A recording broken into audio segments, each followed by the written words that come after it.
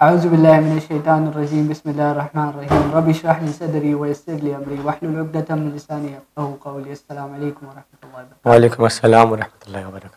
تو آج ہم جس ٹاپک پہ بات کریں گے انشاءاللہ اس کو کور کرنے کی کوشش کریں گے، وہ ہے کہ زبان سے جو گناہ سرزد ہو جاتے ہیں بندے سے جانے انجانے میں، تو انشاءاللہ ہم انہیں سمجھیں گے اور ان کی حیثیت کو جانیں گے کہ کیا ان کی مطلب ایک لیول ہے ان کا اسلامی نظریے سے انشاءاللہ. دیکھیں، زبان سے جو گناہ ہوتا ہے نا، ان کی ایک طویل فہرست ہے، بے شک. لیکن اس میں سے چند ایک گناہوں کو انشاءاللہ آج ہم ڈسکس کریں گے. ان میں سب سے پہلا جو گناہ ہے وہ ہے غیبت. لیکن غیبت ایک ایسا گناہ ہے جو ہماری سوسائٹی میں اس حد تک انوالو ہوا ہوا ہے کہ چاہے وہ آفس کی گیدرنگ ہو، چاہے وہ گھر کی عورتوں کی گوسپس ہوں، یا کچھ بھی ہو، دو بندے اگر بیٹھ کے بات کر رہے ہیں تو ان کی محفل جب تک ادھوری رہے گی جب تک وہ کسی تیسرے بندے کی غیبت نہ کر لیں. بے شک. پہلے ہمیں یہ سمجھنا ہے غیبت ہے کیا. کسی بندے کی غیر موجودگی میں اس کی پیٹھ پیچھے اس کی برائی کرنا، اور وہ برائی کرنا جو اس کے اندر موجود ہو، کیونکہ جو برائی اس میں موجود نہیں ہو تو پھر بہتان ہے، اس پہ الزام لگانا ہے.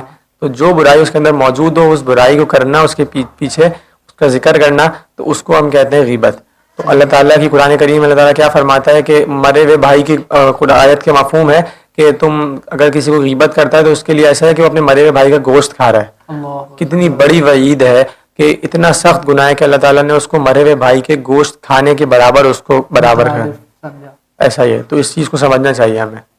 سورۃ الہمزہ میں اللہ تعالیٰ فرماتے ہیں کہ ویل لکل ہمزۃ لمزہ، کہ ہلاکت ہے ایسے شخص کے لیے جو کسی کی غیبت کرے، کسی کے پیٹھ پیچھے اس کی برائی کرے، یا تو وہ اس کے لان تان کرے کسی کو، مطلب اس کے سامنے بھی آ کے برائی کرے، یا اس کے عیب ٹٹولے اور اس کے پیٹھ پیچھے بھی برائی کرے، تو اس کے لیے ہلاکت تک کا اللہ تعالیٰ نے الفاظ استعمال کیا کہ ویل ہے اس کے لیے.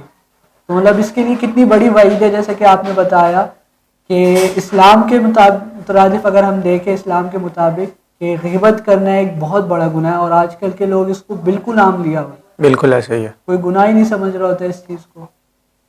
زبان کے گناہوں کے متعلق ایک اور حدیث بھی آپ صلی اللہ علیہ وسلم کی کہ آپ صلی اللہ علیہ وسلم نے فرمایا، صحیح حدیث ہے، کہ جس شخص نے مجھے اپنی جبڑوں کے درمیان اور اپنی ٹانگوں کے درمیان کی ضمانت دی، میں اس کو جنت کی ضمانت دیتا ہوں. اللہ اکبر. تو آپ دیکھیں کہ آپ صلی اللہ علیہ وسلم نے اس کو مطلب یہ بتا دیا ہے کہ جو شخص اپنے ٹانگوں کے درمیان اور اپنے جبڑوں کے درمیان مطلب اپنی زبان کی حفاظت کرتا ہے اور اس کی ضمانت آپ صلی اللہ علیہ وسلم کو دیتا ہے، مطلب کوئی بری بات نہیں کرتا، کوئی جھوٹ نہیں بولتا، کوئی گالی نہیں دیتا، تو پھر اس کو جو ہے آپ صلی اللہ علیہ وسلم نے خود بول دیا کہ میں اسے جنت کی ضمانت دیتا ہوں، کہ اس کے لیے جنت لازم ہے.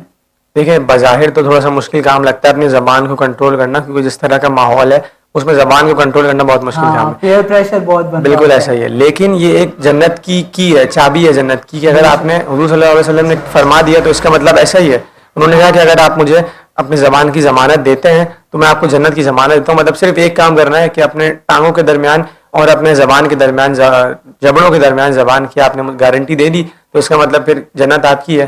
بے شک. تو اس چیز کو سمجھنا چاہیے، اس کی اہمیت ہو کہ ہم نے زبان کو کنٹرول کرنا، اور یہ غیبت، جھوٹ، چغلی ایسے گناہوں سے بچیں گے تو ہی جنت ہمیں ملے گی. بے شک. اور اس کے متعلق ایک اور بات بھی ہے جو پیئر پریشر سے ریلیٹڈ ہے، کہ آج کل کے لوگوں میں گالی دینا بہت عام ہو گیا ہے. ایسا ہی ہے، اور لوگ مطلب گالی کا کوئی احساس ہی نہیں کرتے، کوئی سمجھتے ہی نہیں کہ کوئی گالی دے رہا ہے، کوئی کسی کو ماں بہن کی گالی دے رہا ہے، کچھ بھی کہہ رہا ہے، لوگوں کو کوئی احساس ہی نہیں ہوتا. ان کے اندر سے جو حساسیت ہے وہ ختم ہو گئی. مطلب مجھے یہ بات سمجھ میں نہیں آتی کہ کوئی انسان کسی دوسرے کو، چاہے وہ مذاق میں اس کی ماں بہنوں کو گالیاں دے رہا ہے اور وہ برداشت کر رہا ہے اس سے، مطلب اس کو کوئی فرق ہی نہیں پڑ رہا. مطلب میں سمجھتا ہوں اس کی غیرت کدھر چلی گئی جب اس کے گھر والوں کو، اس کی گھر کی عورتوں کو کوئی گالی بک رہا ہے اور وہ ہنسے جا رہا ہے، مذاق میں اس کو ٹالے جا رہا ہے. مطلب یہ چیز بالکل سمجھ سے باہر ہے. چاہے وہ آپ کا دوست ہے، کیسا دوست ہے یار کہ جو آپ کو گالیاں بک رہا ہے.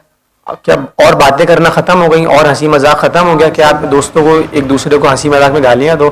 مطلب دس میک نو ایسے سینس. شخص کو اسلام کے متعلق دیکھا جائے، عربی میں اس کو نمم کہتے ہیں، کہ جس کو کوئی غیرت ہی نہیں رہتی. مطلب یا تو کوئی اس کی جیسے ماں بہن کہیں باہر جا رہی ہے اس کے ساتھ اور ان کے سر پہ دوپٹہ نہیں ہے، اور وہ پھر اس کو کوئی غیرت ہی نہیں ہے، کوئی بھی دیکھ رہا ہے وہ ان کو کچھ فیل ہی نہیں ہو رہا. تو اسی کے متعلق یہ بھی ایسے ہی ہے جیسے کوئی ان کی ماں بہن کو کوئی گالی دے رہا ہے یا کچھ بھی کہہ رہا ہے، مطلب ان کو بول رہا ہے ان کے سامنے، اور ان کو کوئی غیرت ہی نہیں ہے، ان کو کوئی فیل ہی نہیں ہو رہی ہے یہ چیز.